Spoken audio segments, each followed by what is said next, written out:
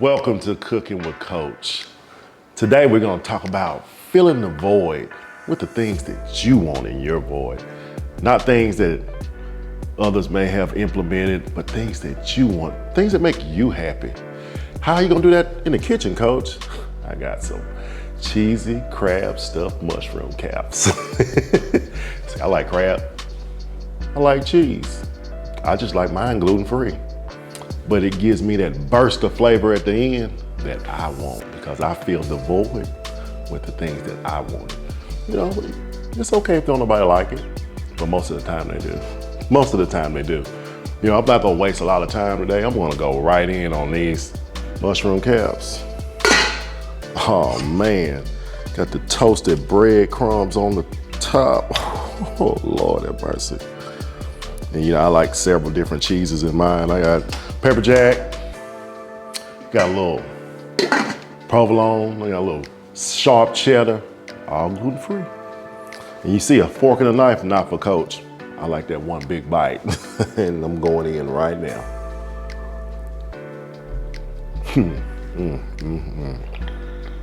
Burst of flavor. I got it going on my cocktail. I have it's a Moscow Mule, but it's called a green apple mule. Got a little vodka, a little ginger beer, a little apple syrup.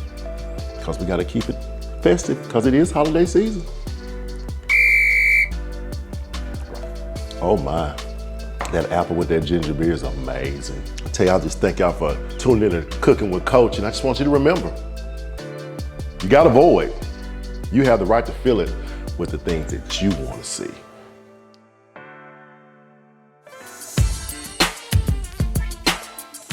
Welcome to A Seat at the Table, and today we are going to be talking about dating after divorce. We have a special guest on here today who has actually went through or still going through this. And the thing about it is she is also an independent woman. We call those the boss chick. So let's get into this conversation because the dating scene has totally changed. I've been married for 20 years. I have no idea what the hell goes on, but I do talk to some of my girlfriends and my clients. And this is kind of like one of the things that they go through when they're talking about dating. So we're about to go to a seat. We're gonna get into it with Miss Nikki.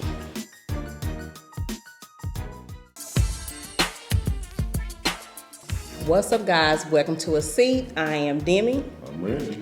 And today we have a special guest on, Miss Nikki, who is a childhood friend of mine. And we're gonna be talking about dating after divorce. Ooh, she already taking a sip, y'all. Oh, wow.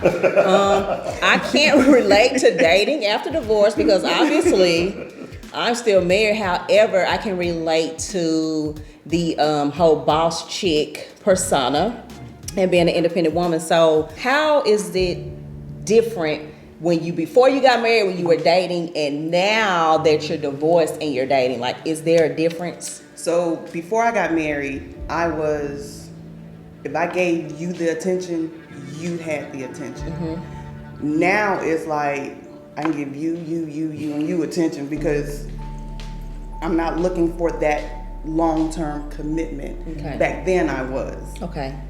And I guess now because I'm older and... Mm-hmm. Do you think that comes from older? Do you think that it comes from your experience from being married?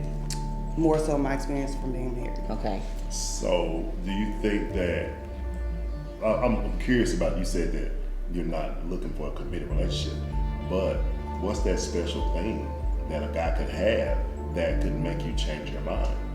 I would want somebody who's really there for me. Mm-hmm. And I haven't found that. Like, I thought I had found it, but I haven't found it. I think one thing that I've come to realize is if you get so caught up in a relationship trying to be, I'm not going to say it, financial stability is a necessity, but making finances and your role in the finances the priority of the relationship and not looking inside of the person, that's where the problem's coming. Mm-hmm.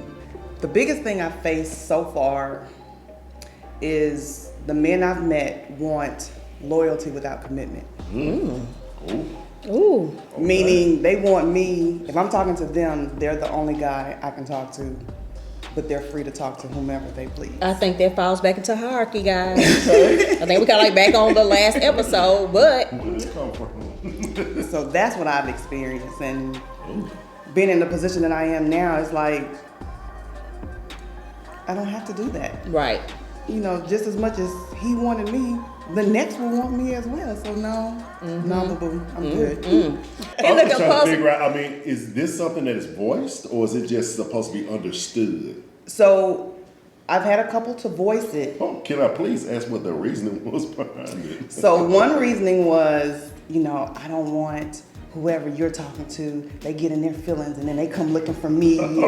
That was one excuse. The other one was, well, I'm just trying to see who I really want to be with. So I made that choice. So they very want the easy. cake and the cupcakes and the tea cakes and They want the all flour, of the it. milk, and the sugar to help make them cakes too. They don't want the relationship. No. That's where the problem The is. commitment. The Correct. commitment to the relationship.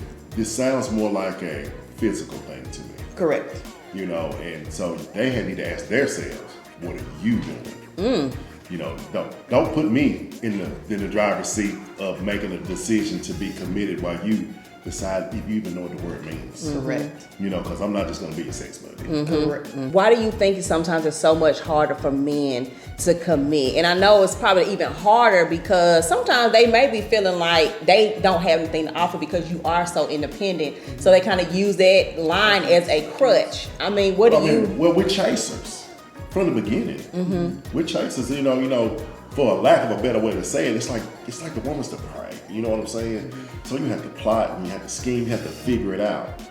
Then once you feel like you've done it good that one time, you're like, man, let me try it again. Let me try it again. Let me try this version. Let me try this one. No. It's so much good in one. It's so much good in one. But the problem is they need a scapegoat when it gets a little rough over here on this side of the mountain. That's what the real problem is.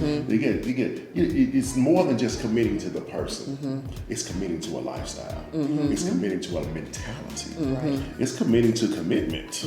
Do you feel like there's some things that you need to change? Do you feel like you will be lowering your standards? Like, do you feel like, because a lot of people say, wait, she or he got their standards set too high. You know what I'm saying? But Right. what is that? You know what I mean?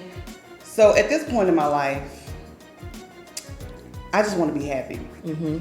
So happiness is traveling, eating, and things like that. So you don't necessarily have to make what I make.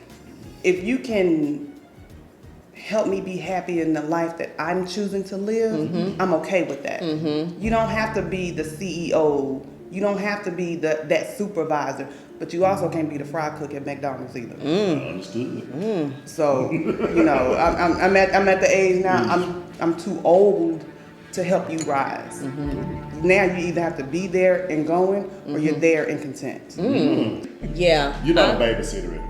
Not anymore. Understood. So if there was a man that approached you and could possibly give you that happiness, and I think all women, we do fall into this because we are nurturers. Do you feel like if there's somebody that you met that could rise to the occasion, but just say he was just below that radar just a little bit, do you think that you could be a helpmate? How do you feel about that? Because you've been in the position before. Correct. So it's kind of like you're learning from that experience and not trying to redo it again. Right. But how do you know that you're missing your partner? Because they're not at that level. I could relook at my standards, but it would take him having to actually show me that this is what you're doing. Okay. Like, it's not, you can't just say, oh, I want to be an astronaut, but you're not even an engineer, or you're not even a pilot, or, you can't do that. Yeah. Like, if you're saying, I want to own my own business, I want to own my own barbershop, you need to have a license in cosmetology. You need to either already be a barber or have your own shop. Like, you have to have your plan in motion. Correct. Yeah. Not in the planning stages. I got you. Understood. I got you. That makes sense, huh? Oh, I'm so glad we married. Ooh, baby. What they say, it's hard out here for a pimp. Oh, honey. I am so glad that we are together. Oh my God. Because I probably probably would be fully single. I would. And I'd probably just be at the house watching TV. TV? No, you probably be into them things you was talking about on that first damn episode. See, I ain't forget that. Anyway, Nikki, thank you so much for coming on to A Seat with us today. I think you gave some valuable information just about being independent, being a boss chick, but you do have your standards, but you do have wiggle room. And I think that it's very important when you are on that road to do have some wiggle room, but don't be so wiggly that you get jiggly. Okay? So we are about to sign off. Remember to follow us on Instagram, A Seat with Randy and Demi. Also on Facebook, A Seat with Randy and Demi. And we will see you guys on the next episode. Interested in being a member of our live studio audience? Email aseatwithrandyanddemi@gmail.com.